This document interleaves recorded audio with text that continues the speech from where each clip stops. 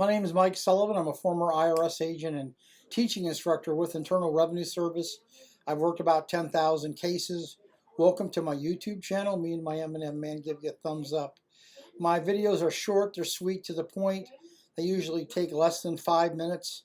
I like to get in and get out and just give you the critical information, the summary, the 30,000 foot overview. And if you need me, you can call me back. You need me to represent you, or I just may give you enough information right now I can help solve your problem. Today I want to talk to you today about penalty abatements and the most important aspects about getting your penalties abated by the Internal Revenue Service. As a former agent, I used to abate these penalties. I would say, looking at most forms that came into me, 99% of them went in the garbage because they didn't meet the qualifications that the IRS agent like myself was looking for, nor anybody else. I should tell you also, there's no magic wand to abate penalties and interest. IRS is really tough on penalties and interest. Why? It's really part of tax. They don't say, well, gee, here's the tax and here's the penalties and interest. Once you have them, it's all considered tax, and it's actually placed into the budget of the United States government that this is what they're going to collect on penalties and interest. And most people don't have a clue, not a clue, what it takes to get a penalty and interest abated. So I'm going to go over that with you. I am going to direct you to go to my website. You can stop and write that down and then continue what I'm going to say. My website is 777irs.com. It's a redirect to a longer name, 777irs.com. When you go to that, on the left side, there will be abatement of penalties. I think that's what it says on the left side. There, I've taken the Internal Revenue Manual and I literally have laid it out for you about what IRS is looking to abate penalties and interest. Most people write a one-page, half-a-page, self-serving letter and help this magic wand. They're just going to abate all this. And it takes a lot more to do that. So I'm going to go into you some of the elements that you really need to know. So when you go actually to my website, it's free. And when you look at the outline of the abatement of penalties, I have this on there. I'm reading it to you kind of now so you can kind of understand. You probably need a 2 or 3 page letter that makes a lot of sense. So first thing you have to do is you have to have a reason why you want your penalty and interest abated.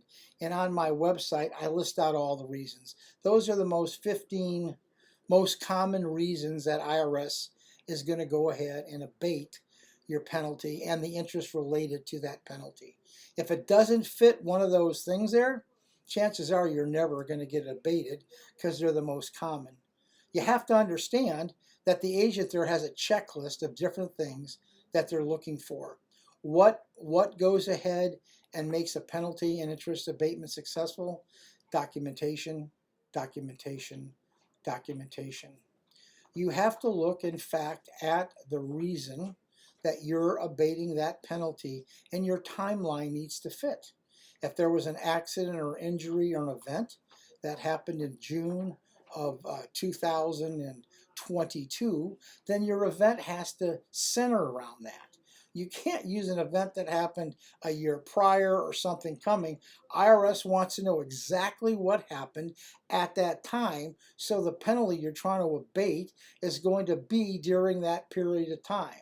So you want to go ahead and you want to start out. You'll see this affidavit that I've written for you if you go to my website, and it's going to say the date and the act of the non-compliance and what happened.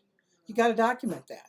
You got to tell IRS what happened and show them pictures or affidavits or descriptions or a third-party information that you can show them. Then you want to show what actually happened that you could not become compliant. You didn't have money, you were in the hospital, you had cancer, there was a flood, there was a hurricane. You have to do that. So that means the next thing you want a complete history of the event itself. Dates, times, what happened, like I said, pictures, any of that. And IRS is going to ask, well, gee, during this time, were you compliant with anything else? I had a lot of people go ahead and say, well, yeah, you know, I couldn't pay this, I couldn't pay that, but yet they were paying their car payment, their credit card payments. So that's why you have to have this event. And then you want to know, tell them who else could verify the facts. That's very important.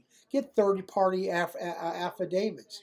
Could be from an attorney, a CPA, a friend, a vendor, anybody. So you want to put as many facts together on this case as you possibly could.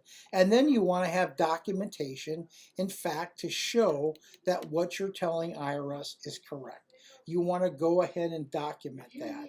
And then you want to make sure your timeline, like I said at the beginning, is spot on to this, that it didn't happen 6 months earlier that's going to knock you out of the box.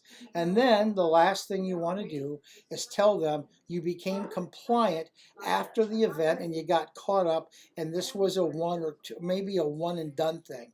If you're looking for penalty abatements that go 2, 3, 4 years back, it's not going to happen. If you go ahead and follow my lead and write a timely, a good documentation there, you're probably going to win your case. If you're not sure, you probably need to hire someone. You can hire us, your own accountant. Small cases, do them yourself.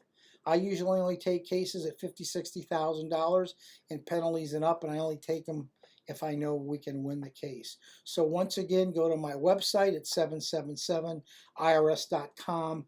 Look at the left side of the page for abatement of penalties. I give you all the reasons, all the things that you need to know. You just need to look at that and go write your letter.